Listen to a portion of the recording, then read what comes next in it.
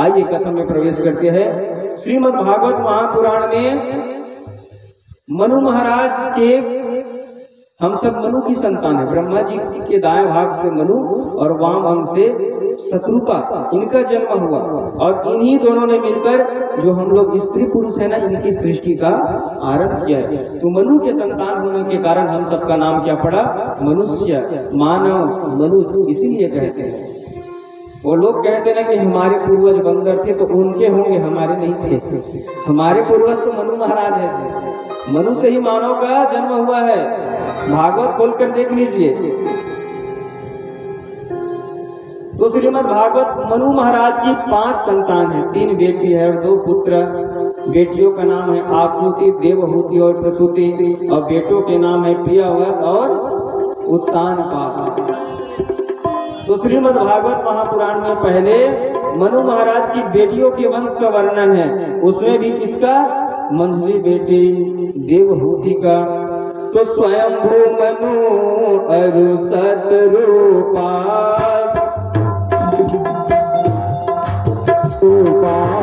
स्वयंभू मनु अरु सतरूपा,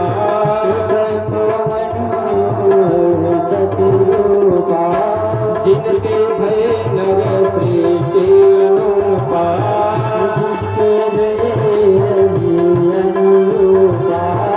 दंपति धर्म आचरण नीका, दंपति धर्म आचरण नीका, अजहु गावसुते जिनके नीका, अजहु गावसुते जिनके नीका, अजहु गावसुते जिनके नीका। तो स्वयंभू मनु अरु सतरूपा, जिनते भय नर सृष्टि अनुपा। मनु शत्रुपा से सृष्टि हुआ। 5 संतान है, 3 बेटी और 2 बेटे हैं। तो मंझली बेटी की कथा आप लोग अभी श्रवण पान करेंगे। मनु महाराज की जो मंझली बेटी है, जिसका नाम है देवहूति, जिनका विवाह हुआ करदम जी महात्मा के साथ। और करदम जी कौन है? ब्रह्मा जी के छाया से करदम जी प्रकट हुए। ब्रह्मा के पुत्र है करदम जी। तो ब्रह्मा जी ने करदम जी को आज्ञा दिया, कहा बेटा तुम सृष्टि करने में मेरी सहायता करो। कैसे करो पिताजी? तो तुम भी विवाह करो, अपने अनुसार उत्तम कन्या से विवाह करो और संतान उत्पन्न करो, सृष्टि में मेरा सहयोग करो, जैसे आपके पिताजी का ब्रह्मा जी का बात मानकर मनु महाराज विवाह करने के मन बनाए, लेकिन विवाह करने के लिए तपस्या करने लगे। अब बताओ, विवाह के लिए तपस्या करोगे? अब आप लोग को हंसी आ रही होगी, हम तो तपस्या किए नहीं, हमारा तो ऐसे विवाह हो गया। लेकिन हाँ, सरस्वती नदी के तट पे जाकर 10,000 वर्ष तक, कितने वर्ष तक? 10,000 वर्ष तक करदम जी ने तपस्या किया। क्यों? मुझे मेरा विवाह हो जाए। तो तपस्या करना चाहिए, क्योंकि 4 आश्रम है, ब्रह्मचर्य, गृहस्थ, वानप्रस्थ और संन्यास। तो जब तक विवाह नहीं होता, 25 साल तक का वर्ष है, वो है ब्रह्मचर्य का आश्रम। तो ब्रह्मचर्य का पालन करना चाहिए। कठिन से कठिन तपस्या करनी चाहिए, भगवान के भजन पूजन में ध्यान देना चाहिए। और जब तुम तपस्या कर लोगे, उसके बाद 25 के बाद विवाह करो, गृहस्थ आश्रम में अब प्रवेश करोगे, तो जो गृहस्थ का जीवन वो मंगलमय रहेगा। इसलिए तपस्या करने लगे। भगवान प्रकट हो गए, भगवान नारायण करदम जी के पास, और कहने लगे, करदम जी महात्मा, हम आपकी तपस्या से प्रसन्न हुए और आपके मन में जो काम है उसको हमने पूरा किया। तथास्तु। करदम जी बोले, महाराज हमने आपको बताया नहीं कि हमको क्या चाहिए, पहले तथास्तु कह दे। भगवान बोले, हम जानते हैं तुम इसलिए तपस्या कर रहे हो कि हमारा विवाह हो जाए, तो हमने इसका प्रबंध कर दिया है।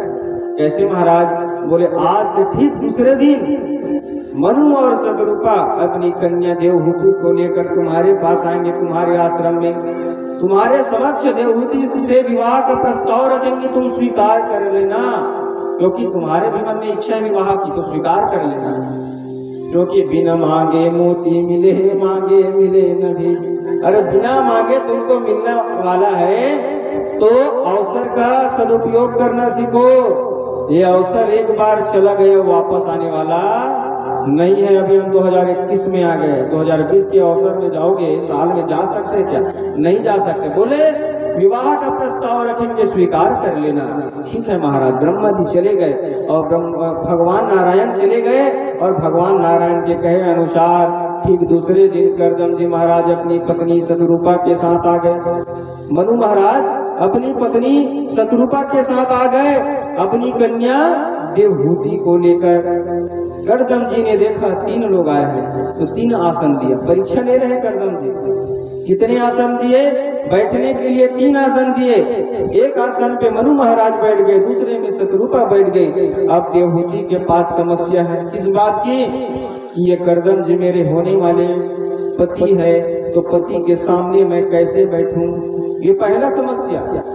दूसरा समस्या है कि अभी मैं इनकी पत्नी नहीं हूँ, इनके घर मेहमान बनकर आई हूँ, अतिथि। तो अतिथि देवो भव, देवता के समान है अतिथि बनकर मैं आई हूँ, तो बैठने के लिए आसन दिए हैं। तो अगर आसन में बैठ जाती हूँ तो ये मेरे होने वाले पति है, पति धर्म का उल्लंघन होगा। अगर नहीं बैठती हूँ तो अतिथि धर्म का वो नष्ट हो जाएगा। तो क्या करूँ? और करदम जी इसीलिए 3 आसन दिए थे, परीक्षा ले रहे देवहूति का। तो देवहूति मैया ने विवेक से काम लिया, आसन के बगल में बैठ गई और आसन में हाथ को रख दिया।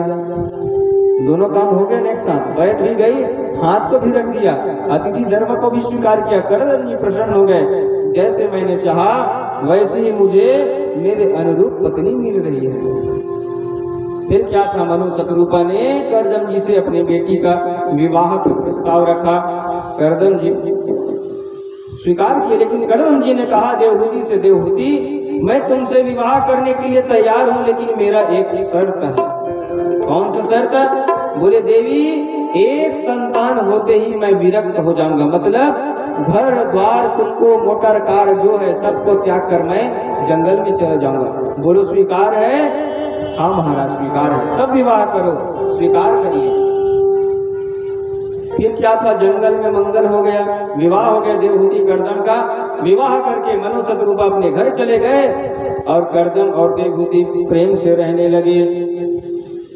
और करदम जी तो महात्मा है, दिन रात भगवान का ध्यान करते थे। एक दिन ध्यान करने के लिए बैठे, ध्यान करते करते समाधि लग गए करदम जी महाराज की। ऐसा समाधि कई वर्षों तक, कई 100 वर्षों तक समाधि में बैठे रहे। अभी नई नई विवाह हुआ इनका। देवहूति माता के हाथ की मेहंदी का रंग भी नहीं धुला है, शरीर में हल्दी लगाए वो पीला पीला रंग भी नहीं अभी नहीं धुला है। और करदम जी महात्मा समाधि में लग गए। देखा देवहूति ने कि मेरे पति समाधि में बैठ गए, तो समाधि अवस्था में पति का सेवा करने लगी देवहूति। अब दुल्हन आती है तो कितना सोलह श्रृंगार करके आती है, और राजा सम्राट मनु की बेटी है, सोचो कितना श्रृंगार की हुई। लेकिन सारे श्रृंगार को उतार कर साध्वी के वेश में अपने पति का सेवा करने लगी। माता देवहूति इतना सेवा करने लगी पति का कि शरीर का कोई होश नहीं रहा। उसके कोमल कोमल केस जटाओं में बदल गए। उसका जो रंग था गोरा गोरा रंग वो सामल होने लगा, और पूरा श्रृंगार त्याग दी और जोगन के वेश में पति का ध्यान करने लगी, पति की सेवा करने लगी। पत्नी का श्रृंगार क्या है? पति के लिए। तो जब पति ही समाधि में बैठ गए तो किसके लिए श्रृंगार करेगा? पत्नी का श्रृंगार किसके लिए होता है? पति के लिए, पति को रिझाने के लिए, न कि दूसरों को दिखाने के लिए। तो पति ही जब बैठ गए समाधि में तो कहाँ से श्रृंगार करे? और श्रृंगार करते करते, पति की सेवा करते करते अस्थि मात्र बस हो गए। अस्थि मात्र होई रहे शरीरा,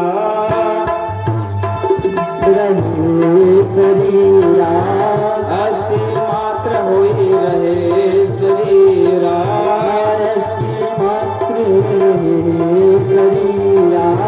तदपि मनागम नहीं पीरा, तदपि मनागम नहीं पीरा, अस्थि मात्र होई रहे शरीरा, अस्थि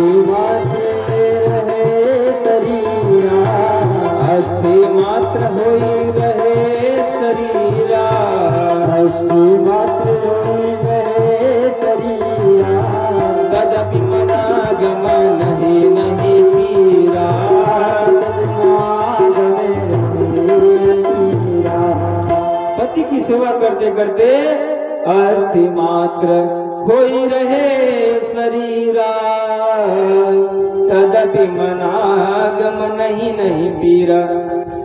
उनका शरीर भी ढलने लगा, केवल हड्डी दिखने लगी, अस्थि मात्र हुई रहे शरीरा। पति का सेवा करते करते शरीर का कोई ध्यान नहीं माता देवहूति को, लेकिन मन में किसी प्रकार का कोई पीड़ा भी नहीं है।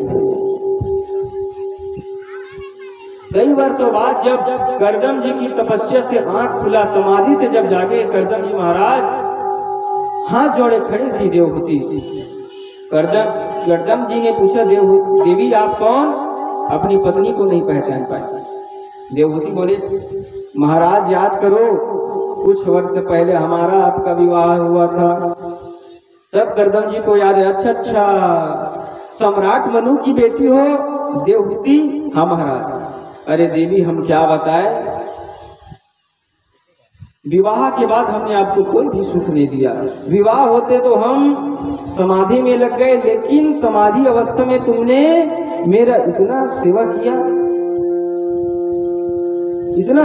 मैंने तुम्हें कोई भी सुख प्रदान नहीं किया, और समाधि अवस्था में तुमने मेरा इतना सेवा किया कि अपने शरीर का ही ध्यान नहीं रखा। इस संसार में लोग को सबसे ज्यादा प्रिय उसका शरीर होता है।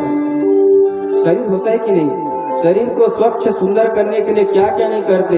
बाल पक जाते हैं तो डाई लगाते हैं, चेहरे में कील मुहासे हो जाए तो fair and lovely, Himalaya face wash, makeup कराते हैं कहीं तो मेकअप पार्लर में जाके हैं। जरा सा कहीं चोट हो जाए, धब्बा लग जाए, दाग लग जाए, दवाई ले लेकर खाते शरीर को स्वस्थ रखने के लिए। लेकिन करदम जी कह रहे, देवी आपने मेरी सेवा करने के लिए अपने शरीर का जरा भी ख्याल नहीं रखा। हे मनुपुत्री, मैं तुम्हारी सेवा शुश्रूषा से बड़ा प्रसन्न हूँ। तुष्टोऽहमद्य तव मानवी मानदाया, शुश्रूषया परमया परया च भक्त्या। यो देहि नाममयमतीव सुहृत् स्वदेहो, नावेक्षितः क्षपितुं मदर्थे। कहने लगे, हे मनुपुत्री, हे देवहूति, तुमने मेरा इतना सेवा शुश्रूषा किया, मैं प्रसन्न हूँ तुम्हारी सेवा से। मांगो क्या वरदान चाहती हो? देवहूति ने कहा, महाराज आप मेरे धर्म पति हो, मैं आपकी धर्म पत्नी हूँ, और आपकी सेवा करना मेरा सौभाग्य है।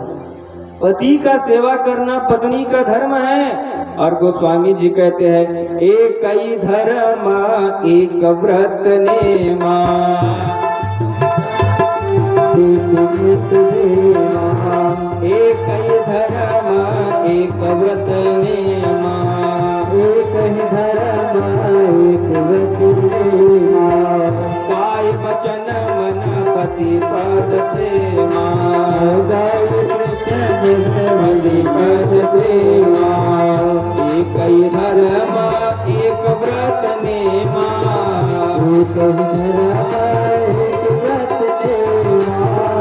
एक ही धर्म एक व्रत नेमा, एक ही धर्म एक व्रत नेमा।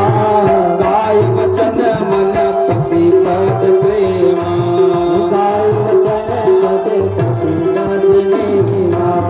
तो एक ही धर्म एक व्रत नेमा, काय वचन मन पति पद प्रेमा। नारी का तो एक ही धर्म है महाराज, कि काया और अपने वचन वाणी से पति का ही सेवा करना, ये नारी का धर्म है। और शास्त्रों में नर और नारी को, मतलब पति पत्नी को जीवन रथ के दो चक्र माना गया है। विवाह के बाद पत्नी अर्धांगिनी हो जाती है और पति अर्धांग हो जाते हैं। वाम भाग में मिल जाता है ना स्थान पत्नी को, अर्धांगिनी हो जाती है। तो गरुड़ पुराण में सुयोग्य पत्नी के गुणों के बारे में वर्णन किया गया है कि पत्नी भी कई प्रकार की होती है। कई लोग अच्छी होती है, कई धुंधली जैसी होती है, कुतर्क करने वाली। तो गरुड़ पुराण में सुयोग्य पत्नी के लक्षण बताया गए। सा भार्याया गृहे दक्षा, सा भार्याया प्रियं वदा, सा भार्या प्रति प्राणा, सा भार्याया पतिव्रता। गरुड़ पुराण में कहते हैं कि जिसकी पत्नी गृह कार्य करने में कुशल हो, सा भार्याया गृह दक्षा। जिसकी पत्नी घर के कार्य करने में कुशल हो, यानी कि घर की साफ सफाई है, भोजन बनाने आना चाहिए, घर की सजावट को देखे, और जितना पति का इनकम है, आवक कम से कम रूप में खर्चा करे, उसने में घर को संचालित कर दे और बच्चे की जिम्मेदारी को भी संभाले। कोई अतिथि आ रहा है, अतिथि मेहमान का आदर सत्कार करे, इतना कार्य करने में जो पत्नी निपुण है वही व्यक्ति अत्यंत भाग्यशाली है। नहीं तो आजकल क्या देखा सीखी का जमाना है। सुनो जी, हम गए थे भागवत पंडाल में, फलानी की पत्नी बता रही थी 5,000 को उनके लिए लाइचा लिया है और आज 500 रुपए से ज्यादा हमको साड़ी आज तक नहीं दिए, हमको भी वही चाहिए। ऐसी नहीं होनी चाहिए पत्नी को। पति की स्थिति परिस्थिति को देखना चाहिए, क्योंकि जीवन रथ के 2 पहिए हैं। एक पहिया जैसे मोटरसाइकिल है, 2 पहिया उसमें भी है, एक पहिया पंचर हो जाए तो आगे नहीं बढ़ता गाड़ी। इसलिए पति पत्नी में समझौता होना चाहिए।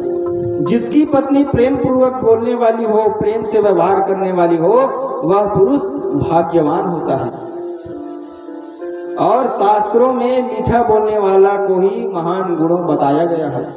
अगर पत्नी अच्छे स्वभाव के साथ अच्छी वाणी का भी प्रयोग करे तो ऐसे घर का वातावरण खुशियों से भर जाता है। अब दिखने में सुंदर है तो बोलने में कर्कश वाणी है, क्या मतलब? आदत व्यवहार ये ठीक नहीं है। क्योंकि पत्नी का समर्पण पति में होना चाहिए, साथ ही साथ, क्योंकि पति विवाह करके लाता है, 7 वचन देकर आता है, तो पत्नी का समर्पण तो पति में होना चाहिए। ये नहीं कि आप मेरे पति हो, हम दो हमारे दो और डोगरी डोगरा को छोड़ दो, ऐसा नहीं होना चाहिए। है? बोलो राधे राधे। आजकल यही चल रहा है। क्या कहती है पत्नी? सुनो जी, मैं के चली जाऊंगी तुम देखते रही। मैंने आपके लिए क्या क्या नहीं छोड़ा, अपना पीहर छोड़कर आई मैं, जन्म देने वाले माता पिता को छोड़ दिया, भाई को छोड़ दिया, अब आप अपने माता पिता भाई के साथ रहे हो, इनको भी छोड़ो। ऐसे आकर ये बुरा मत मानना माताओं बहन। संसार में घर गृहस्थी में जितना झगड़ा है उसका 100% कारण है पत्नी का आजकल। क्योंकि विवाह से पहले भाई राम लक्ष्मण जैसे होते हैं, हर बात को भाई से शेयर करते हैं, लेकिन विवाह के बाद बाली सुग्रीव क्यों बन जाते हैं? अब बताओ, जो भाई अपने भाई के बिना एक निवाला नहीं खाता वो पत्नी के आते। आज तक सुने हो कभी कि विवाह के बाद ही घर द्वार अलग होता है ना, चूल्हा अलग हो गया महाराज, कि कोई लड़का कुंवारा है तो अलग रांध के खाता है क्या घर में? बताओ, शादी के बाद ही क्यों घर फूटता है? पत्नी समझदार नहीं होती। पत्नी को समझदार होना चाहिए। तो पत्नी का समर्पण पति में हो, साथ ही साथ देवर को भाई के समान मानना चाहिए। अपने सास ससुर को माता पिता मानो। मैंने कहीं पढ़ा था, व्हाट्सएप पे मैसेज आता था, उसमें मैंने पढ़ा था कि एक कन्या ने लिखा कि अगर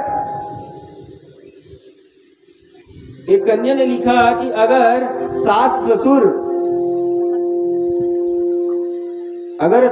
ससुर को, खैर याद नहीं आ रहा है, बाद में बताएंगे इसको, तो पति पत्नी का समर्पण होना चाहिए, पति को प्रति समर्पण होना चाहिए, देवर को भाई मानना चाहिए, सास ससुर को माता पिता का दर्जा देना चाहिए और घर के मेहमान का भी आतिथ्य स्वीकार करना चाहिए। ये जगह जगह अनाथ आश्रम क्यों बन रहे हैं? यही कारण है। तो उस कन्या ने लिखा कि अगर सास ससुर बहू को बहू न माने, अब याद आ गया, बता रहे, सास ससुर बहू को बहू नहीं बेटी माने तो आज कोई भी बहू दुख ना पाती। तो लड़के ने सुंदर जवाब दिया कि अगर वही बहू माता अपने सास ससुर को पिता माता के समान मानता तो आज संसार में एक भी वृद्धाश्रम नहीं होता। सत्य बात है कि नहीं? अरे जिस माता ने 9 महीने कोख में रखा, पिता ने क्या क्या नहीं किया, विवाह किया, बड़े से छोटा किया, सब खर्चा उठाया पिताजी ने, और विवाह होते ही माता पिता को आश्रम में छोड़ दिया। कितने बड़े दुर्भाग्य की बात है, धिक्कार है ऐसे पुत्र को। राम जी कहते कि सुनो जननी सोई सुत बड़ भागी, जो पितु मातु वचन अनुरागी। राजा दशरथ ने 14 वर्ष का वनवास दिया राम जी को, कैकेयी के कहने पर। राम जी प्रसन्न इतने में, और जो पत्नी पति परायण होती है, यानी अपने पति में सर्वस्व मानने वाले होती है, उसकी सहमति से कार्य करती है, ऐसे पुरुष को अपने आप को भाग्यशाली समझना चाहिए। गरुड़ पुराण में पत्नी के चतुर्थ गुण बताए हैं कि जो पत्नी धर्म पालन को स्थान दिया गया है। इनके अनुसार जो पत्नी जीवन में पति एवं उसके परिवार के हित के लिए कार्य करती है, जीवन के शुभ कर्मों को स्थान दे, अपने पत्नी धर्म का पालन करे, तो उसके पति को देवताओं के राजा इंद्र के समान समझना चाहिए। और पत्नी के भी कर्तव्य है। घर किसे कहते हैं? ईंट पत्थर के मकान को घर नहीं कहते, धर्म पत्नी से ही घर होता है। इसलिए विवाह, किसी का विवाह नहीं हो तो पूछते हैं घर गृहस्थी बस गया कि नहीं, तो घर मतलब पत्नी। तो मकान को, ईंट पत्थर के मकान को घर नहीं कहते। इतिहास साक्षी है कि तुलसीदास है, कालिदास है, छत्रपति शिवाजी, इनके उत्थान और पतन में पत्नी का ही हाथ है। मधुर भाषी स्त्री घर को स्वर्ग बना देती है, और कठोर भाषा कर्कशा जिद्दी स्वभाव की नारी घर को ही नरक बना देती है। इसलिए पति के अनुसार ही चलते रहना चाहिए। मुस्कुरा रहे, कुछ डाउट लग रहा है मेरे को, बोलो राधे राधे। ध्यान रखिए, भाभी जी सामने बैठी है ना, क्योंकि हम तो 9 दिन के बाद चले जाएंगे, निपटना आपको है। जो भी करो सोच समझ के बोलो वृंदावन बिहारी लाल की। तो मनु महाराज कहने लगे, करदम जी कहने लगी कि हे देवहूति, संसार में प्राणी को सबसे ज्यादा प्यारा उसका शरीर होता है, लेकिन तुमने समाधि अवस्था में मेरा इतना सेवा किया कि अपने शरीर का ही ध्यान नहीं रखा। मैं बहुत प्रसन्न, उसने वरदान मांगो। देवहूति ने कहा कि ये तो मेरा फर्ज था, ये मेरा धर्म है पति की सेवा करना महाराज, लेकिन आप वरदान की बात कर रहे हैं, तो एक निवेदन करती हूँ, यदि हम सब गृहस्थ बने हैं तो घर में एक संतान आना चाहिए महाराज, क्योंकि गृहस्थ जीवन का सुख है संतान में।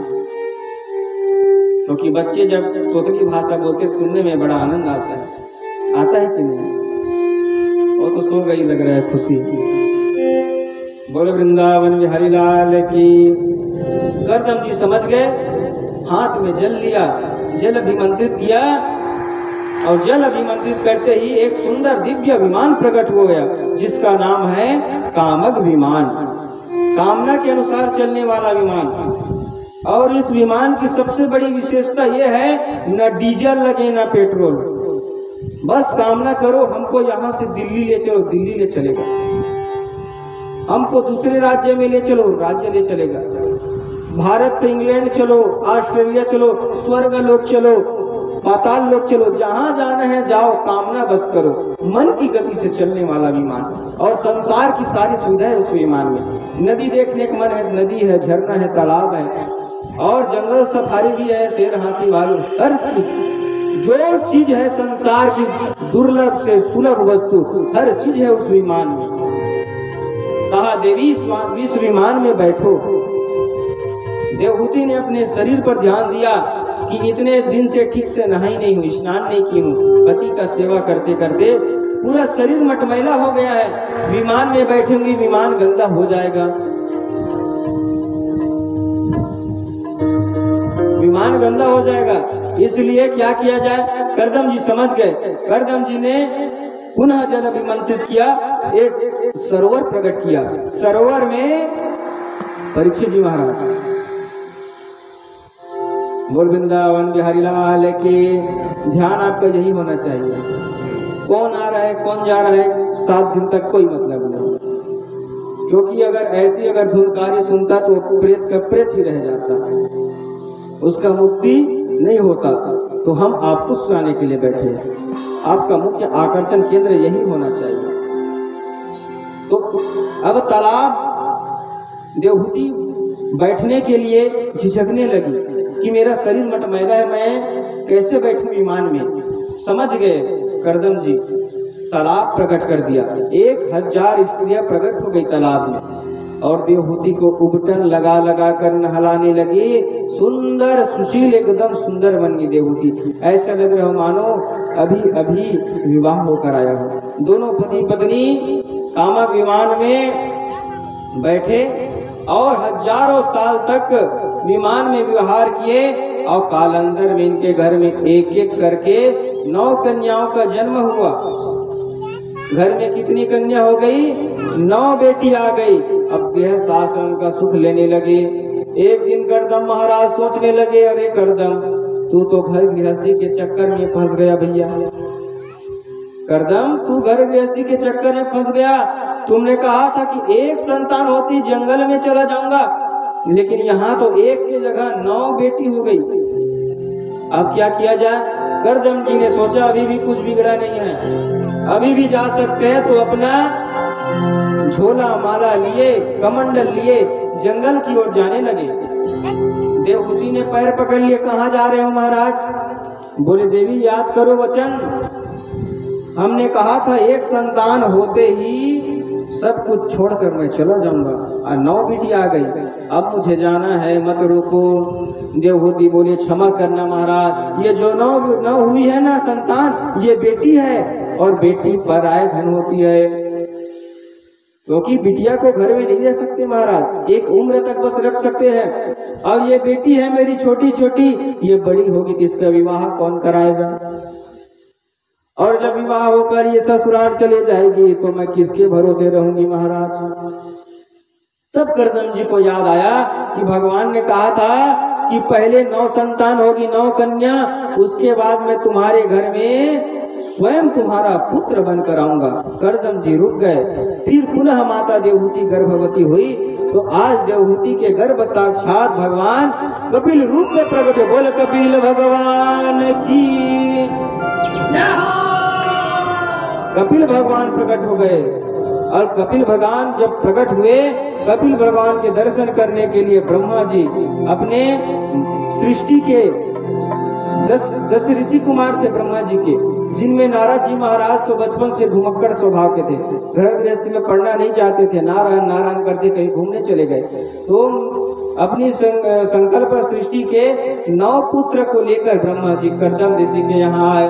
भगवान कपिल का दर्शन करने के लिए दर्शन किया, कपिल महाराज का वंदन किया और जब दर्शन करके जाने लगे, करदम जी बोले ब्रह्मा जी से, ब्रह्मा जी एक निवेदन करूं प्रभु? करो। आपके साथ में 9 ऋषि कुमार, मेरे घर में 9 बेटियां, ना आपको भटकना पड़ेगा ना मुझको महाराज, तो क्यों ना इनका विवाह करा दे। ब्रह्मा जी कहा शुभ से शीघ्रम, शुभ कार्य में देरी किस बात की? फिर क्या था, जंगल में मंगल हो गया। करदम जी की 9 बेटी का विवाह ब्रह्मा जी के 9 बेटे के साथ हुआ। कला देवी का विवाह मरीचि ऋषि के साथ, अनुसुईया का विवाह अत्रि के साथ, अरुंधति का विवाह वशिष्ठ जी के साथ, ख्याति का विवाह भृगु जी के साथ, शांतिक नाम की कन्या का विवाह अथर्वण ऋषि के साथ, क्रिया नाम की कन्या का विवाह क्रतुक ऋषि के साथ, हविर्भू नाम की कन्या थी उसके विवाह पुलस्त ऋषि के साथ, आदि 9 बेटियों का विवाह हुआ। विवाह करके करदम जी ने 9 बेटिया को विदा कर दिया। अब करदम जी बोले देखो देवहूति, बिटिया का विवाह हो गया, बिटिया ससुराल चली गई, बेटा के लिए बोले घर में बेटा आ गए। अब अपने राम हम रुकने वाले नहीं है, फिर निकल पड़े झोला लोटा सोटा लंगोटा लेकर। तो अब देवहूति माता ने रोकने का प्रयास नहीं किया और करदम जी वन में चले गए। यहाँ से क्या शिक्षा मिलता है? किसी मामले में कोई कमी है क्या करदम जी के यहाँ? देवहूति जैसी पत्नी, स्वयं तपस्वी, महान बड़े तपस्वी है करदम जी। देवहूति जैसे पत्नी है इनके घर में 9 बिटिया आई, अनसुईया जैसे बिटिया, जिसने तीनों देवता को ही अपना बेटा बना लिया। भृगु वशिष्ठ जैसे दामाद मिला और इनके घर में साक्षात भगवान नारायण ही कपिल भगवान के रूप में आ गए। किसी मामले में कोई कमी नहीं, लेकिन फिर भी सबको छोड़कर जंगल जा रहे। क्यों? क्योंकि चौथा समय जब शरीर का लगे ना चौथापन, तो सब कुछ त्याग कर घर गृहस्थी छोड़कर वन में चले जाना चाहिए। क्योंकि अगर घर तो गृहस्थी में रहोगे तो संसार में ही मन लगा रहेगा और फिर लौटकर नाती पोता बनकर कहते ना, वो हमारे दादा थे वो हमारे बेटा बन के आए हैं कि पोता बन के आए, वो घर गृहस्थी प्रपंच में लगे रहोगे। पुनरपि जननम पुनरपि मरणम पुनरपि जननी जठरे शयनम, आना जाना लगा रहता है। इसलिए सबको छोड़कर चले गए। अब पूरे आश्रम में 2 सदस्य, माता देवहूति और पिता और पुत्र कपिल भगवान। तो कपिल भगवान आंख बंद किए समाधि में बैठे रहते हैं और माता अनसुईया माता देवहूति अब बात करे तो किससे करे? कल तक जिस घर में 9 बेटी थी, घर में हलचल था, बिटिया भी चली गई और बेटा एक है, वो तो ध्यान मग्न बैठे रहते, तो किससे मन की बात करूं? क्योंकि माताओं का स्वभाव होता है, अगर कोई बात करने वाला ना मिले तो आधा तबीयत ऐसे ही खराब होने लगता है। बोलो राधे राधे। अरे जब तक बात करने वाला कोई नहीं मिले, किसको बात बताए अपना? तो एक दिन देवहूति ने भगवान कपिल से हाथ जोड़कर कहा, निर्विन्ना नितराम भूमन सदिंद्रिय तर्षणा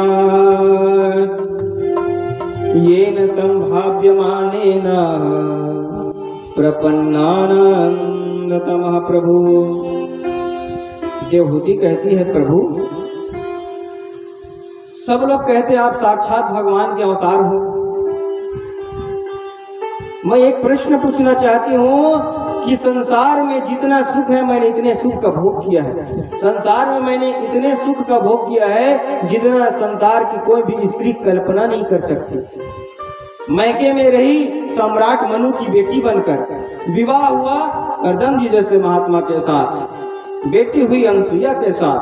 अनसुईया जैसी बेटी मिली जिसने तीनों देवताओं को अपना पुत्र बना लिया। वशिष्ठ भृगु जैसे दामाद मैंने पाया और साक्षात भगवान ही कपिल के रूप में मेरे घर में आ गया। ये सब है मेरे पास, लेकिन मेरे मन को शांति क्यों नहीं मिल रही? बेटा मेरा मन अशांत क्यों रहता है? इसका कारण क्या है? तब कपिल भगवान ने अपनी माता को 8 अध्याय में सांख्य शास्त्र को उपदेश किया, जिसे कपिल अष्टाध्यायी कहते हैं। कपिल भगवान कहते हैं, मैया संसार में जितने भी विषय है सब अपने आप में अपूर्ण है। कैसे? जैसे हमको भूख लगती है तो क्या करते हैं? भोजन करते हैं। तो भोजन करते वक्त तो पेट भर जाता है, लेकिन 1-2 घंटे बाद फिर भूख लगता है कि नहीं लगता है? अरे अभी तो खाए थे, अब 2-4 साल के लिए फुर्सत, फिर क्यों भूख लगता है? प्यास लगी, पानी पी लिए, आधे घंटे के बाद फिर पानी, अभी तो पिए थे। तो एक बार में तृप्ति होता है क्या? नहीं होता। इसलिए कपिल भगवान कहते हैं, मैया संसार में जितने विषय है, जितने सुख को आपने भोगा है ना, ये अपने आप में अपूर्ण है, अधूरा है। तो जो स्वयं अधूरा है उसे पाकर आप कैसे पूर्णता को प्राप्त कर सकती हो? तो बेटा मैं क्या करूं? कपिल भगवान कहने लगे, पूर्णता को प्राप्त करना चाहती हो मैया, तो उस परम पिता परमेश्वर से जुड़ो। किससे? पूर्णमदः पूर्णमिदं पूर्णात् पूर्णमुदच्यते पूर्णस्य पूर्णमादाय पूर्णमेवावशिष्यते। उस परमात्मा ही केवल पूर्ण है, बाकी सब अधूरे हैं। तो उस परम पिता परमेश्वर की शरण में जाओ मैया, और उस परमेश्वर को रिझा लिए, परम पिता परमेश्वर को प्राप्त कर लिए, तो आपकी सारी जो मन की आशंका है वो दूर हो जाएगा।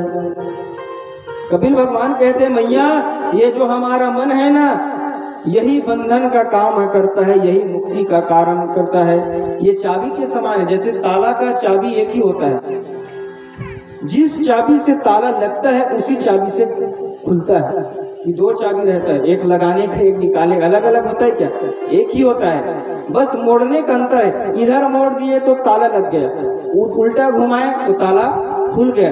ऐसे ही हमारा मन है मैया, इस मन को संसार की तरफ मोड़ोगे तो संसार की माया मोह में फंसता चले जाएगा।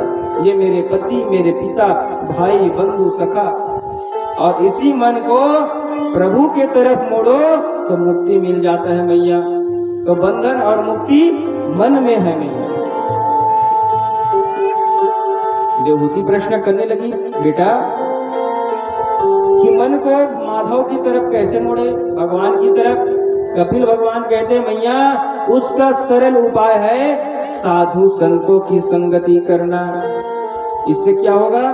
साधु महात्मा क्या करते? दिन रात भगवान का नाम जाप करते रहते हैं। तो जब साधु संत की संगति करोगी मैया तो साधु संत भगवान की रूप की महिमा, लीला की महिमा, गुण की महिमा, धाम की महिमा सुना सुनाकर वो तुमको भी, तुम्हारा मन को भगवान की तरफ मोड़ देगा। बीड़ी पीने वाले के संगति करोगे कब तक बचोगे? एक न एक दिन बीड़ी पीने सीख जाओगे। शराब पीने वाले की संगति करोगे तो एक न एक दिन शराब पीना सीख ही जाओगे। दो मित्र थे, अपने मित्र, एक मित्र बहुत पीता था। क्यों शराब पीते हो? टेंशन। टेन मतलब 10 और सन मतलब सूर्य। तो देखो एक सूर्य में कितना गर्मी होता है, और जिसके दिमाग में टेंशन हो 10 सूर्य हो, बताओ तो कितना गर्मी। क्या बात की टेंशन? अरे दुकान का टेंशन, मकान का टेंशन, लोन लिया है टेंशन। तो टेंशन को दूर करने के लिए मैं पीता हूँ। अब एक दिन उसको भी टेंशन आ गया। अच्छा तो उपाय क्या? मित्र ने बताया था, रामबाण इलाज है। तो शराब पीने वाले के साथ रहोगे, एक न एक दिन शराब पीना सीख जाओगे। तो जब ये बुरा कर्म करने वाला आपको एक न एक दिन बिगाड़ देता है, तो संत महात्मा भगवान के भक्तों की संगति करोगे तो आप भी भगवान के भक्त बन जाओगे, आप भी संत बन जाओगे। इसमें संदेह वाली बात नहीं है।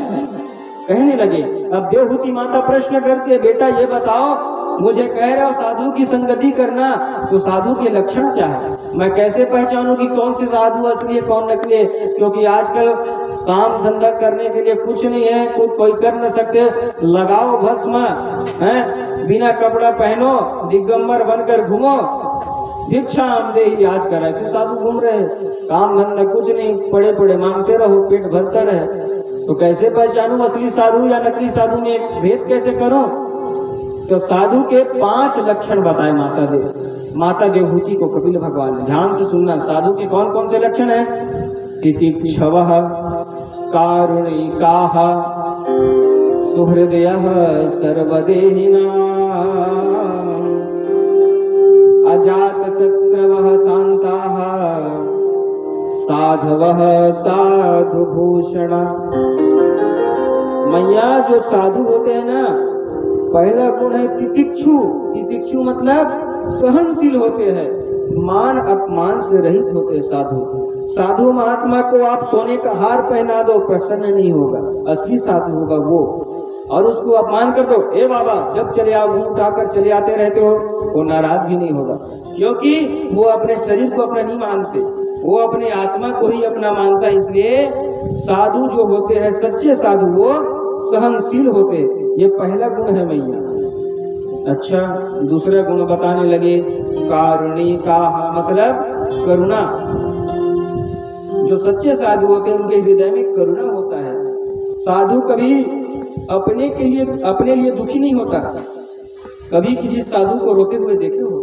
नहीं देखे। अगर देख भी लिए तो अपने दुख के लिए नहीं होगा, दूसरे के दुख को देखकर साधु रोता है। तो दूसरा गुण है करुणा। तीसरा है सुहृदयः सर्वदेहिना, मतलब संसार में जितने भी देहधारी है, चाहे छोटा चींटी हो, चाहे विशाल हाथी हो, कुकर सुकर, पशु पक्षी, जीव जंतु, मानव दानव, सबको साधु अपना सुहृद, अपना संबंधी मानता है। निज प्रभु मैं देखे जगत के ही सन करहि विरोध। सब में भगवान जगन्नाथ दिख रहे उसको। और चौथा गुण है माता अजात शत्रवः शांताः। अजात शत्रु होते हैं। साधु का ना कोई मित्र होता है ना कोई दुश्मन होता है, अजात होता है, अजात शत्रु। संसार में किसी भी चीज से साधु को कोई लगाव नहीं होता। लेकिन आजकल पाखंड निर्तः संता, बताए ना ये बच्चे किसके हैं? ब्रह्मचारी महाराज के। हल्ला किसके घर में हो रहा है? मौनी बाबा के घर में। अब ये बड़ा बड़ा बंगला 3 मंजिल का किसका है? ब्रह्मो महात्यागी महाराज के। और सब कुछ त्याग दिया तो बंगला कहाँ से आ गया? अब ब्रह्मचारी हो तो बच्चा कहाँ से आ गया?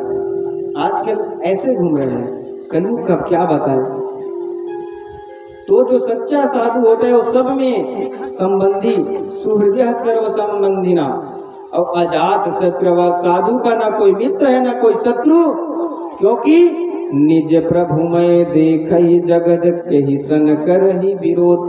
साधु सब में भगवान का दर्शन करता है, चाहे सजीव हो चाहे निर्जीव। मुझ में भी भगवान का दर्शन करेगा, आप में भी करेगा, इस नारियल में करेगा, कुत्ते में करेगा, बिल्ली में करेगा, इस खंबे में भी करेगा दर्शन। सच्चा साधु सब निज प्रभु में देखे ही जगत, पूरे जगत में उसको जगन्नाथ दिखता है तो किसके साथ विरोध करे? उदाहरण के लिए हमारा पूरा शरीर है, आंख है, कान है, नाक है, मुंह है, हाथ है, पैर है, पेट है, सब मिलकर क्या बना है? एक शरीर। लेकिन कभी कभी देखे हो ये दांत है, जीभ को काट देता है, कभी कभी दांत काटता है जीभ को। अब दांत को मुंह पकड़ लिए बैठ गए, किसी ने पूछा क्या हुआ? बोले क्या बताएं भैया, हमारे दांत ने जीभ को काट लिया। अब कोई आपको सुझाव दे, अरे तुम्हारा दांत बड़ा दुष्ट है, 32 मिलकर एक बेचारी जीभ को इतना परेशान करते हैं, मारो उसको, तोड़ डालो। तो क्या किसी ने क्रोध में आकर आज तक एक आध दांत तोड़ा है? बात तो सही है ना, 32 मिलकर एक जीभ को काट दिया। लेकिन कोई आपको कितना भी भड़काए कि दांत को मारो, दंड दो, 32 मिलकर तुम्हारे जीभ को काटे ना, इसको उखाड़ फेंको, नहीं करते। क्यों? क्योंकि हम जानते हैं जीभ कट गए उसका दर्द तो हो ही रहा है, अब दांत को तोड़ेंगे उसका दर्द किसको होगा? हमें होगा। ऐसे ही साधु पूरे संसार के प्राणी में अपना जगन्नाथ को दर्शन करते हैं, तो किससे बैर करिए बताओ? ये साधु के 5 लक्षण है मैया। साधवः साधु भूषण। कपिल भगवान कहते हैं मैया ऐसे संत की संगति करो जो 24 घंटे भगवान के, जो 24 घंटे आपको मेरा नाम, मेरा स्वभाव, मेरा गुण, मेरा धाम की महिमा सुना सुना कर आपको भी मेरा दीवाना बना देगा। ऐसे साधु की संगति करो मैया। कपिल भगवान ने अष्टांग योग के बारे में बताया, यम नियम आसान, प्राणायाम, प्रत्याहार, ध्यान धारणा और समाधि, ये अष्टांग योग है। योग के बारे में विस्तार से वर्णन किया। पहले साधक को चाहिए पावन भूमि का बैठकर आसन को जीतना चाहिए। पहला क्या है यम? अष्टांग योग में आसन, यम नियम, यम है उसके बाद नियम, उसके बाद आसन। जिस आसन आपको अच्छा लगता है, वज्रासन, पद्मासन, सुखासन, जो भी आसन अच्छा लगे, आसन में बैठने का प्रयास करो। एक जगह बैठ गए, संत महात्मा क्या करते? एक जगह बैठ गए, 8-10 घंटे, 24 घंटे बैठने का अभ्यास करते हैं। बोले वृंदावन बिहारी लाल की जय। नमो ब्रह्मण्य देवाय गौ ब्राह्मण हिताय च जगद्धिताय कृष्णाय गोविंदाय नमो नमः। परम सौभाग्य की बात है कि हमारे बीच ब्राह्मण देवता पधारे हैं। हमारे काका श्री बंदोरा से आए हैं, चाची जी भी आई है। जैसे भगवान श्री कृष्ण जब पांडवों के घर जाया करते थे ना, तो भगवान के दर्शन करने के लिए बड़े बड़े संत महात्मा ब्राह्मण आया करते थे। वैसे ही आपने जब से श्रीमद् भागवत यज्ञ का आयोजन किया, तब से आपके घर में भी आए दिन संत महात्मा ब्राह्मणों का आगमन हो रहा है कि नहीं हो रहा है? मतलब आपका यज्ञ सफल हो गया। बोल वृंदावन बिहारी लाल की जय हो। तो पहले आसन को जीतो मैया। आसन को जीत लिए तो आसन को जीतकर आप जितेंद्रिय हो जाओगे। उसके बाद आप प्रभु का ध्यान करो। देवहूति मैया प्रश्न करती है, बेटा ये बताओ भक्त कितने प्रकार के होते हैं? भक्त के बारे में पूछा। कपिल भगवान कहते मैया भक्त 3 प्रकार के होते हैं। कौन कौन से? साधारण भक्त वो होते हैं मैया जो केवल मंदिर की मूर्ति में ही भगवान का दर्शन करते हैं, वो साधारण भक्त है। मंदिर गए, राधा कृष्ण के हाथ में बंसी लिए है, माखन मिश्री खा ले मतलब भगवान श्री कृष्ण है, हाथ में धनुष बाण लिए मतलब भगवान राम है, गदा लेकर बैठे मतलब हनुमान जी है, त्रिशूल लेकर बैठे मतलब भोलेनाथ है। ये साधारण भक्त है मैया।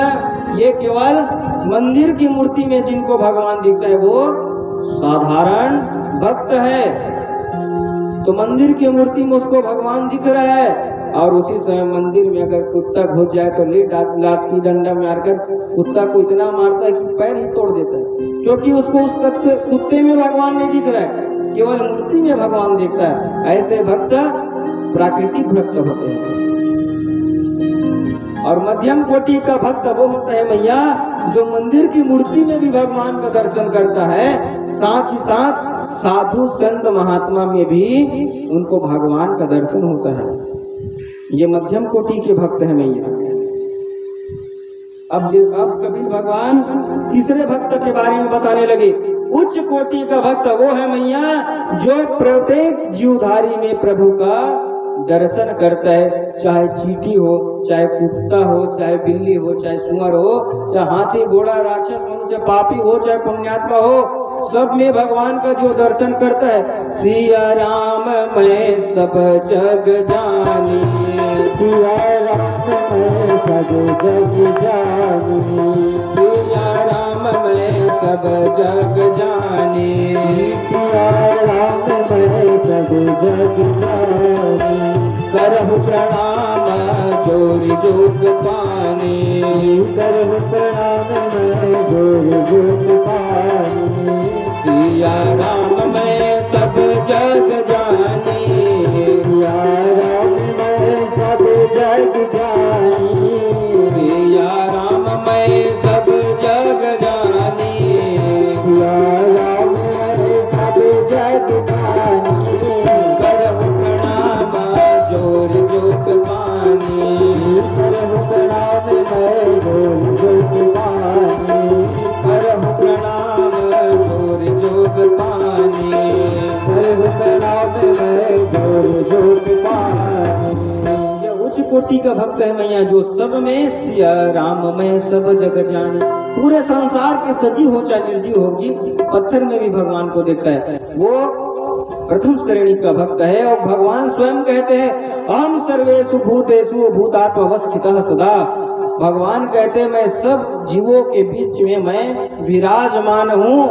भगवान स्वयं कहते हैं मैं सब जीवों में, केवल मनुष्य में नहीं, जितने भी देहधारी है सबके भीतर मैं विद्यमान हूँ। तो अगर सभी में भगवान है, एक जीव से प्रेम कर रहे दूसरे जीव से बैर करना मतलब मुझ परमात्मा से बैर करना है मैया। हम लोग वही करते हैं, किसी से प्रेम कर रहे किसी को दुश्मन की निगाह से देखते हैं, तो वो जिसमें आप दुश्मन भी देख रहे हो उसमें भी भगवान है। तो संत महात्मा ऐसे होते हैं सब में भगवान का दर्शन करते हैं, तो सब में भगवान दिख रहा है तो किसको किसके साथ द्रोह करे। कपिल भगवान कहते मैया एक चौथा भी भक्त होता है, कौन सा? जो दिन रात भगवान की सेवा करता है, सब में भगवान का दर्शन करता है, प्रभु का चिंतन करता है, उपास भी रहता है, परंतु भगवान अगर प्रकट होकर कहे कि मांगो तुम्हें क्या वरदान चाहिए, तो कुछ मांगता नहीं है मैया। भगवान पांचों प्रकार की मुक्ति देने के लिए तैयार हो जाए तो भी उसको ठुकरा देता है। अर्थ न धर्म न काम रुचि गति न चहु निर्वाण, जन्म जन्म रति राम पद यह वरदान नया। बोले सियावर रामचंद्र। भरत जी यही वरदान मांगते हैं कि मुझे अर्थ चाहिए। अर्थ मतलब धन जायदाद संपत्ति कुछ न चाहिए, धर्म भी नहीं चाहिए। अर्थ न धर्म न काम नहीं चाहिए, न रुचि नहीं चाहिए, न चारों पुरुषार्थ नहीं चाहिए, तो फिर क्या चाहिए?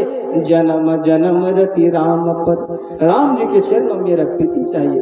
तो पांचवा भक्त वो है मैया जिसको भगवान स्वयं कहे कुछ मांग ले बेटा, लेकिन सभी को मना कर देते प्रभु मुझे आपके सिवाय कुछ नहीं चाहिए। 11वें स्कंद में श्रीमद् भागवत के 11वें स्कंद में भगवान स्वयं उद्धव से कहते हैं उद्धव मुझे तेरा जैसा भक्त जितना प्यारा है उद्धव, भगवान कह रहे किससे? उद्धव से, कि मुझे तुम्हारे जैसा भक्त जितना प्यारा है उतना प्यारा तो मेरा सगा बेटा ब्रह्मा मुझको नहीं लगता। भगवान नारायण की तो बेटा है ना ब्रह्मा जी, नाभि कमल से उत्पन्न हुए, और दिन रात मेरे भजन करने वाला शंकर बाबा भोलानाथ भी मुझे प्यारा नहीं लगता। और भगवान नारायण कहते हैं कि मेरी धर्मपत्नी लक्ष्मी जी भी मुझे उतना प्यारा नहीं लगता, और तो और मेरा सगा भाई संकर्षण मुझे अच्छा नहीं लगता। और भगवान इतने कह रहे हैं कि ये मेरा कृष्ण रूप भी मुझे इतना प्रिय नहीं लगता उद्धव जितना प्रिय मुझे तेरे जैसा भक्त लगता है। भगवान कहते न तथा में प्रियतम आत्मर योनिर्न शंकर न च संकर्षणो न नीर नैवात्मा च यथा भवान। जितने प्यारे तुम जैसे मेरे भक्त हो, जितना प्यारा तुम मुझे लगते हो उद्धव, इतना प्यारा तो मुझे अपने कृष्ण रूप भी नहीं लगता। भगवान ने इतना प्रशंसा किया है भक्त का, तो आप लोग को भी भक्त बनना है। क्या बनना है? भक्त। कैसा भक्त? प्रहलाद जैसा भक्त बनो, ध्रुव के जैसा भक्त बनो। अरे घर गृहस्थी में आए हो तो संसार कहीं रहकर रह जाओ, ऐसा नहीं होना चाहिए। कपिल भगवान कहते हैं मैया, जो व्यक्ति हरि का भजन न करके, जो व्यक्ति, मनुष्य तो जन्म ले लिया है, क्योंकि बड़े भाग्य मानुष तन पावा, असुर दुर्लभ सब ग्रंथ ही गावा। मनुष्य का जन्म लेना बड़ा सौभाग्य की बात है। देवता भी तरसते हैं मनुष्य योनि को लेने के लिए, लेकिन हम लोग योग लेकर आए हैं। इसी भागवत के लिए सुखदेव जी ने देवताओं को डांट कर भगा दिया, जाओ तुम इसका अधिकारी नहीं हो। और वही हमारे लिए सुलभ है, वो भी कहाँ? मृत्यु लोक में। मृत्यु लोक में कहाँ होती भगवान की कथा? केवल भारत भूमि में होता है। आप विदेश में जाओगे, विदेश में आपको कोई कथा नहीं मिलेगा, केवल भारत भूमि में ही। इसलिए भगवान के जितने अधिकतर अवतार हुए भारत भूमि में ही हुए। बोले वृंदावन बिहारी लाल की। अब कपिल भगवान माता को कामी पुरुष की गति के बारे में बताता है। कपिल भगवान बोलते हैं मैया, जो जीव जन्म लेकर मेरी भक्ति नहीं करता, भजन नहीं करता, ऐसे मनुष्य जब मरता है ना तो उसको, उसके अंतिम समय उसको लेने के लिए यम के दूत आते हैं। काल के प्रबल प्रभाव को मनुष्य नहीं जानता। जन्म तो ले लिया मनुष्य शरीर में, और सुख की कामना के लिए बड़े बड़े दुख सहकर धन इकट्ठा करते हैं। करते नहीं हम लोग? धन इकट्ठा कर रहे 10-10 घंटे, 12-12 घंटे शरीर में कितना मेहनत करते, तब जाकर 200-400-500 रुपए मिलता है। कितना कठिन परिश्रम करते, किसके लिए? रोजी रोटी चल जाए। और भगवान को भूल गए, जिसने हमें संसार में भेजा है उसको हम भूल जाते हैं। तो कामी पुरुष क्या करता है? बड़े बड़े दुख को सहकर धन इकट्ठा करता है, और जब काल भगवान उसके धन को नष्ट कर देता है तो वह जीव रोता है, शोक करता है। और वो दुर्बुद्धि अपने स्त्री पुत्र धन को नित्य मानकर आसक्त होता है। हम सबको क्या लगता है, किसके लिए कमा रहे हो? मोर बेटा बड़े हुई और कमाए मत लगे, इसलिए यही सोच कर कमाते हैं ना। हमने तो बहुत दुख झेला भैया, लेकिन हम अपने बेटे को दुख नहीं झेलने देंगे। हम घर बना देंगे, मोटर कार ले देंगे, उसके लिए बिजनेस भी बना देंगे ताकि मेरा बेटा बैठा बैठा खाए।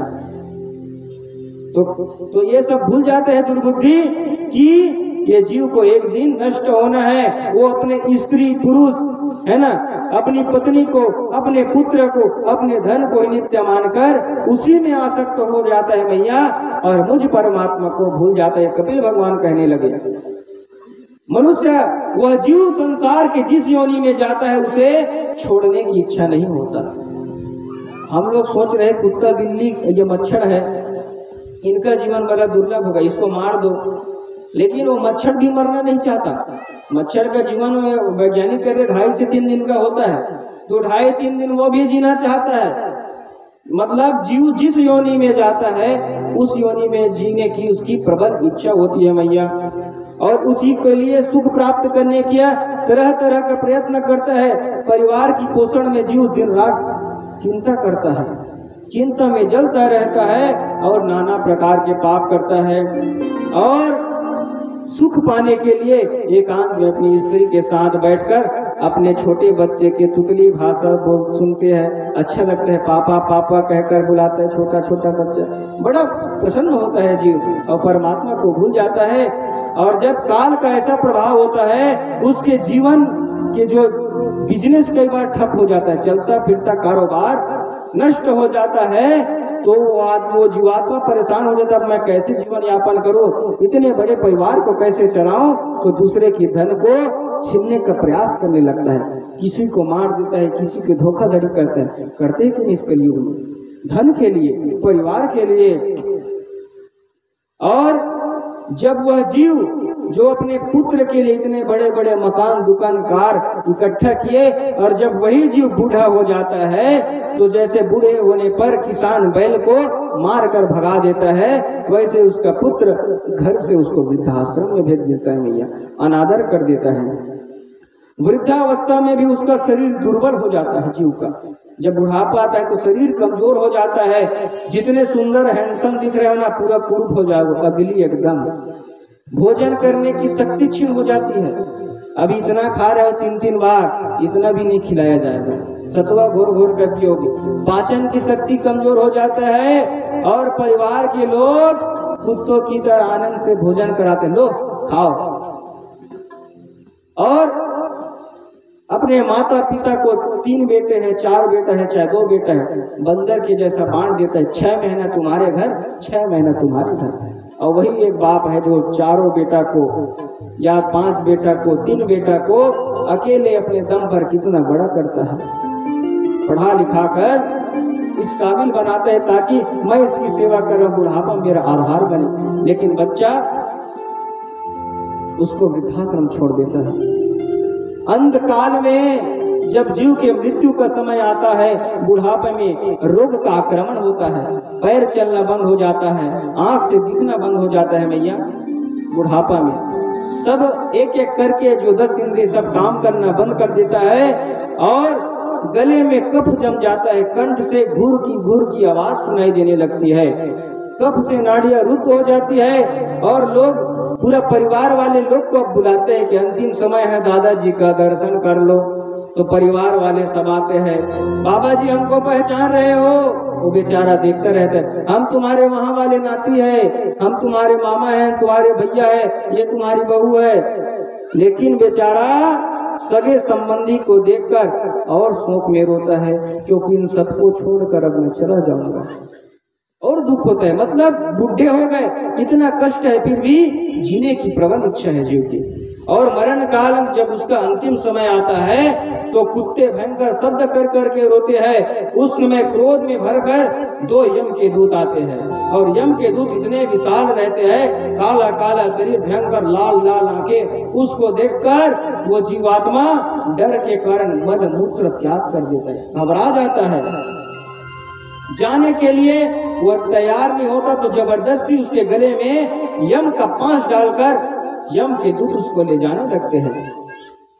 और जीव के कर्म अनुसार पापी पुरुष को सूर्य के समान, जैसे गर्मी में देखे होंगे रेत कितना तप रहता हो, तपता है सूर्य की गर्मी में, तो सूर्य के ताप से तपे बालू के मार्ग पर भूख प्यास से व्याकुल होकर उस जीवात्मा को चलाया जाता है। यम के दूत कहते चलो दौड़ो, जिंदगी भर दौड़ भाग किए ना, बेटे पुत्र नाती के लिए राम का नाम नहीं लिया, अब इस रेत के मैदान में चलो, आग के समान जलता है।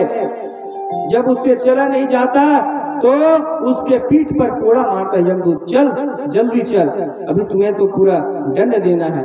कोड़ा मारता है, और उस मार्ग में ठहरने का कोई आश्रम नहीं है, कुत्ते आकर काटने लगता है यमलोक में। प्यास लगती है तो पानी पीने के लिए पानी नहीं है, चलता है फिर मूर्छित होकर गिर जाता है, फिर उड़ता है चलता है, और 99,000 योजन मार्ग लांग कर 2 से 3 मुहूर्त, 1 मुहूर्त मतलब 48 मिनट, तो 2 से 3 मुहूर्त में वह जो मृत आत्मा है उसको यमलोक में ले आते हैं यम के दूत। और यमराज चित्रगुप्त से पूछते हैं कि इस पापी का पूरा ब्यौरा बताओ, डिटेल क्या है। तो यमराज उस पापी को देखकर नरक में डलवा देते हैं। यम के दूत उस पापी के शरीर को अग्नि से जलाते हैं। भूख लगने पर उसी के मांस को उसको खिलाया जाता है। कुत्ते और गीद उसके अतड़ियों को निकालने लगते हैं। सांप है, बिच्छी है, बिच्छू, सांप, इतने जहरीले जीव उसे काटते हैं। और जीव जिस जीव का हत्या किया होता है, आजकल देखो जीव अधिकतर मांसाहारी है। आजकल के लोग शाकाहारी छोड़कर मांस भक्षण कर रहे, बकरा खा रहे हैं, मुर्गी खा रहे हैं, न जाने कितने जीव की हिंसा कर रहे हैं। तो जिस पशु का वो वध किया होता है, उसके शरीर को छुरे से के टुकड़े टुकड़े कर दिए जाते हैं और पर्वत के शिखर पे नीचे गिराया जाता है। धर्महीन प्राणी, चाहे स्त्री हो पुरुष, चाहे स्त्री हो चाहे पुरुष, जो धर्म कर्म से विमुख हो गया, जो पापी है, उसको नरक की यातना भोगना पड़ता है और जो पुण्यात्मा उसको भगवान का लोक प्राप्त होता है। फिर जब नरक से भोगकर वो जीव जब शुद्ध हो जाता है तो उसको उसके कर्म अनुसार कुत्ते की योनि, सुअर की योनि आदि 84 लाख योनि में भोगना पड़ता है और कर्म के अनुसार अंतिम में मनुष्य योनि मिलता है। इसलिए कहते बड़े भाग्य मानुष तन पावा, असुर दुर्लभ सब ग्रंथ ही गावा। इसलिए मनुष्य शरीर पाना बड़ा दुर्लभ है, देवताओं के लिए भी दुर्लभ है। कपिल भगवान कहते हैं जब जीव नरक से निकलता है मैया, तो माता पिता के सहयोग से, पिता की तेज के द्वारा माँ के गर्भ में प्रवेश करता है। अब जरा ध्यान से सुनना, जो हम बात बता रहे हैं उसको ध्यान से सुनना। नरक की यातना भोग कर जीव जब शुद्ध हो जाता है तो कुछ पुण्य और कुछ पाप लेकर आता है कि नहीं आता है? क्योंकि माँ के गर्भ से कई लोग अंधे निकलते हैं, कई लोग अपाहिज निकलते हैं, कई लोग तो स्वस्थ रहते हैं, कई लोग रोगी निकलते, कई लोग कुबड़े निकलते। क्यों? क्योंकि पूर्व जन्म का पाप है। तो कुछ पाप और कुछ पुण्य लेकर जीव जन्म लेता है। देखियो ना, जन्म सब लेता है, लेकिन कोई करोड़पति अरबपति के घर में, मुकेश अंबानी के घर में कोई जन्म लिया, कोई दर दर भिखारी के घर में खाने के लिए अन्न नहीं है, रोज मांग रहे, रोज खा रहे हैं, ऐसे घर में जन्म। क्यों? कर्म के अनुसार। तो बता रहे हैं कि नरक से जब जीव निकलते हैं मैया, तो माता पिता के द्वारा, पिता के तेज से माता के उदर में वो जीव प्रवेश करता है। एक रात्रि में शुक्र और रज मिलकर एक हो जाते हैं, उसे गलन कहते हैं। अब माँ के गर्भ में, जरा ध्यान से सुनिए श्रोता बंधुओं, माँ के गर्भ में जीव कैसे कैसे बनता है, ध्यान से सुनना। कपिल भगवान कहते हैं मैया, 5वें दिन गोलाकार हो जाता है माँ के गर्भ में जीव, गोलाकार गोल। 10वें दिन बेर के समान, बेर जानते हो ना फल, बेर के समान हो जाता है, कड़ा। 15वें दिन मांस का पिंड हो जाता है, मांस का पिंड आकारली हो जाते हैं और 1 महीने में सिर निकल जाता है और 2 महीने में हाथ और पैर आदि अवयव बन जाते हैं। 3रे महीने में नख है, रोम है, हड्डी है, चर्म है और स्त्री पुरुष का जो चिन्ह है, ये लड़का होगा कि लड़की, ये 3रे महीने में पता चलता है, 2 महीने तक पता नहीं चलता।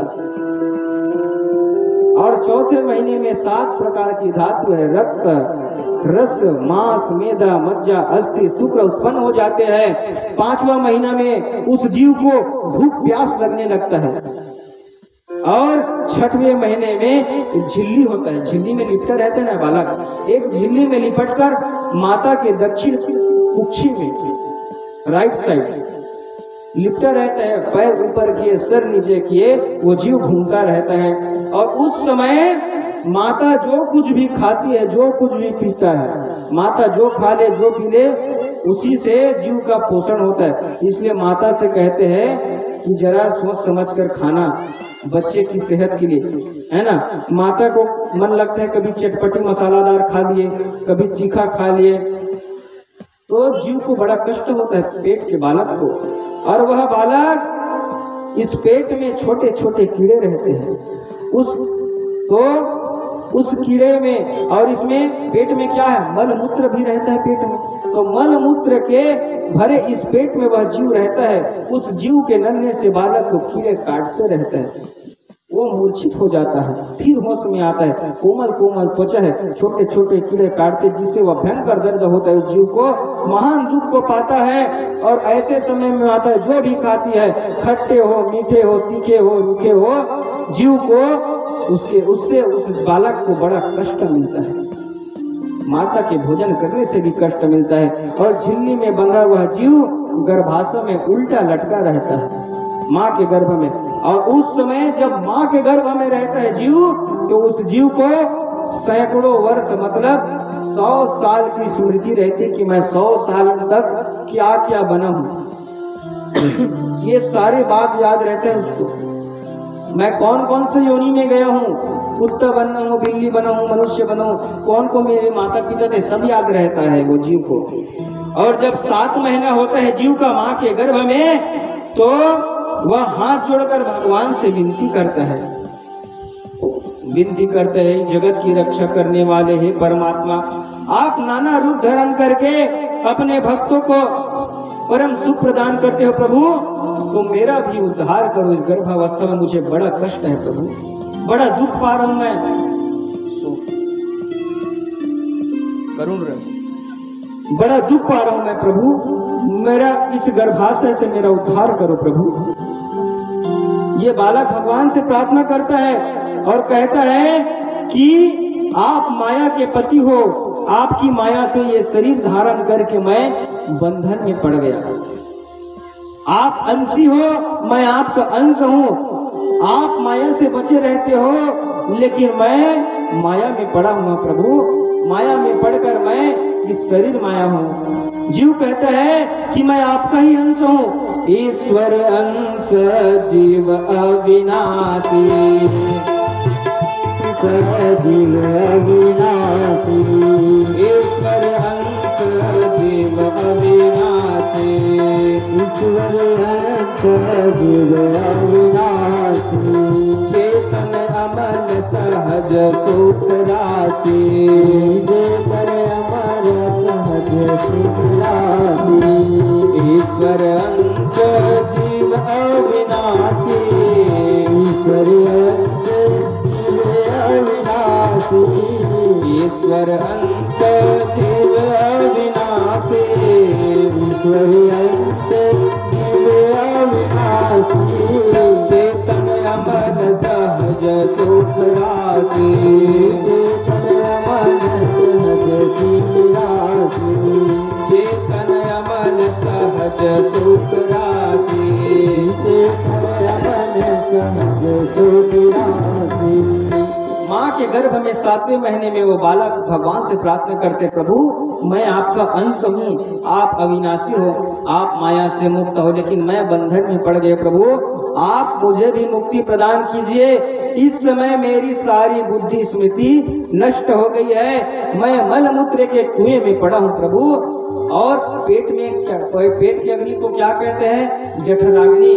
जो कुछ भी हम खाते हैं ना, जिसका जठराग्नि तेज होता है, प्रबल होता है, वो सब कुछ पचा देता है। कहते हैं ना, जवान है लोहा को पचा देंगे, तो जवानी अवस्था में पेट में जठराग्नि है, जो कुछ भी खाओ पचा देता है। जिसका पाचन क्रिया तेज हो तो गर्मी रहता है जठराग्नि में, तो जीव कहता है उस जठराग्नि की गर्मी से प्रभु मेरा शरीर जल रहा है, बड़ा कष्ट हो रहा है प्रभु, मैं चारों तरफ से बंद एक कमरे के समान इस शरीर में हूँ प्रभु, मैं कब बाहर आऊं, मैं एक एक दिन गिर रहा हूँ। हे दयालु प्रभु, आप दयालु हो, दीन दयाल हो, कृपा के भंडार हो प्रभु, मुझे यहाँ से कब बाहर निकालोगे। जीव प्रार्थना करते हैं भगवान से, अब बाहर निकलने के लिए प्रार्थना कर रहा है, साथ ही साथ जीव क्या कहता है, अब ये भी प्रार्थना करता है माया के डर से, क्या कहता है, यद्यपि इस गर्भ में मुझे नाना प्रकार के कष्ट है प्रभु, फिर भी मैं इस गर्भ से बाहर जाना नहीं चाहता। क्यों?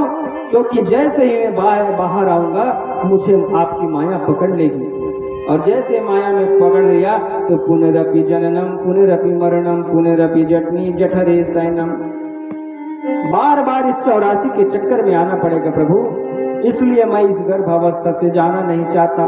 कभी कहता है मुझे गर्भावस्था से बाहर ले चलो, कभी कहता है मैं जाना नहीं चाहता, क्योंकि जब तक जीव माँ के गर्भ में होता है तो शुद्ध ब्रह्म का स्वरूप होता है। जैसे आकाश में बादल से जब वर्षा गिरती है ना तो स्वच्छ निर्मल रहती है, लेकिन जैसे भूमि में गिरती है गंदा हो जाता है। भूमि परत भाढ़ा पर पानी,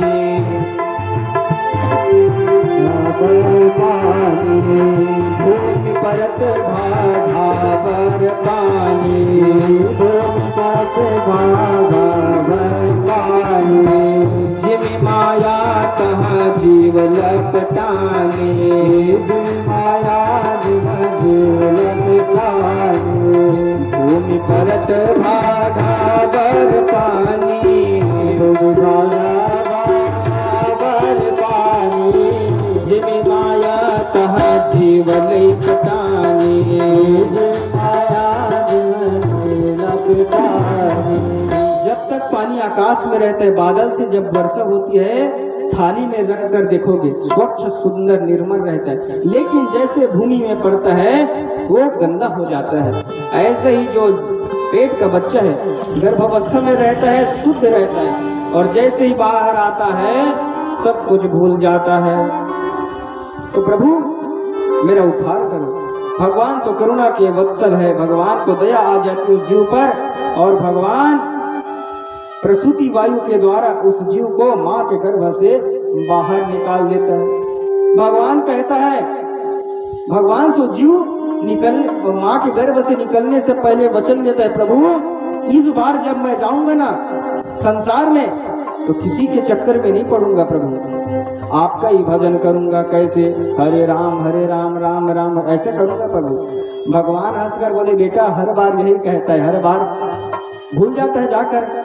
अरे मैं भूल जाता हूँ तो आप याद दिला दिया करो ना। अच्छा ठीक है। भगवान कहते हैं हम तो कई बार तुम्हें प्रयास दुख संकट क्यों देते हैं भगवान, ताकि हमारी याद आ जाए, लेकिन तुम मानते नहीं हो तो क्या करें।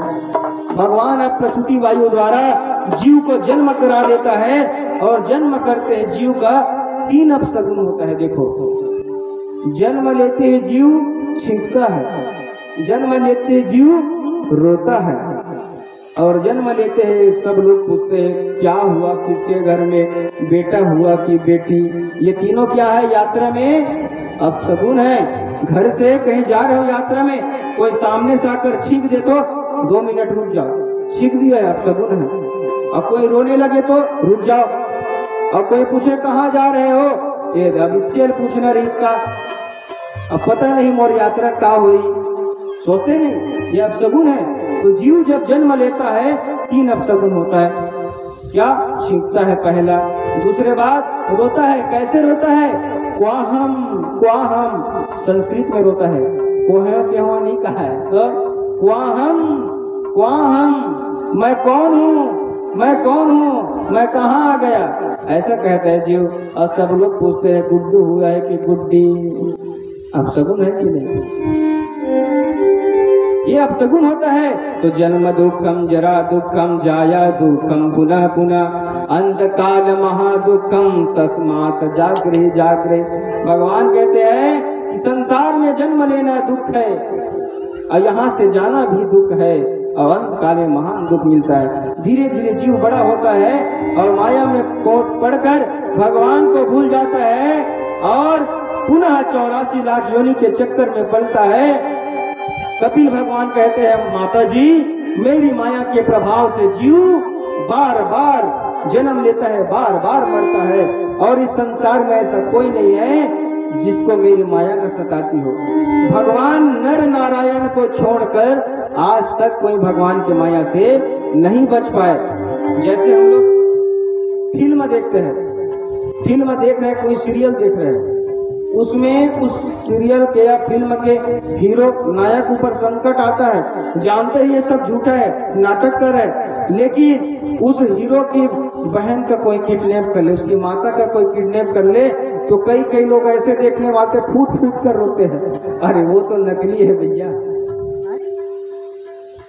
तो ऐसे ही ये संसार में आकर जीव भटकता रहता है, माया में फंस जाता है। वो भी माया है, ये भी माया है। भगवान कहते हैं मैया इस जन्म और मृत्यु से बचना चाहते हो तो भगवान का शरण ग्रहण करो मैया, और जब तक मेरे चरण का शरण ग्रहण नहीं करोगे तब तक ये 84 लाख की योनि में आते रहोगे। सुंदर सांख्य शास्त्र का उपदेश दिया माता देवहूति को कपिल भगवान ने। अब देवहूति मैया हाथ जोड़कर कहती है प्रभु मैंने आपके सारे बातों का एक ही सार निकाले, कौन सा?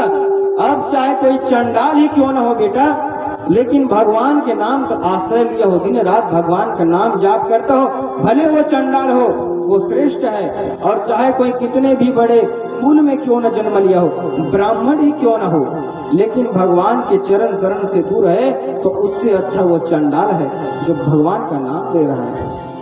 दिव्य उपदेश दिया, माता देवहूति का कल्याण हो गया। देवहूति मैया कपिल भगवान के उपदेश में इतने गदगद हो गई कि उसका शरीर पानी के रूप में परिणित हो गई, पानी में बदल गई, सरस्वती नदी बन गई। बोल सरस्वती मैया की।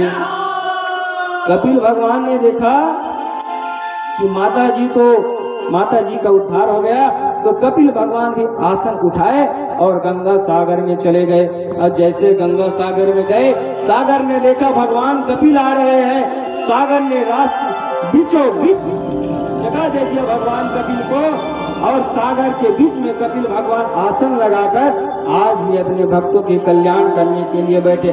बोल कपिल भगवान की। आज भी लोग जाते हैं ना मकर संक्रांति में गंगा सागर, क्यों जाते हैं? कपिल भगवान की दर्शन करने के लिए जाते। बोल कपिल भगवान की। कलयुग में प्राणी के उद्धार के लिए आज भी कपिल भगवान गंगा सागर के बीचों बीच आसन लगाए हुए बैठे हैं। बोल वृंदावन बिहारी लाल की।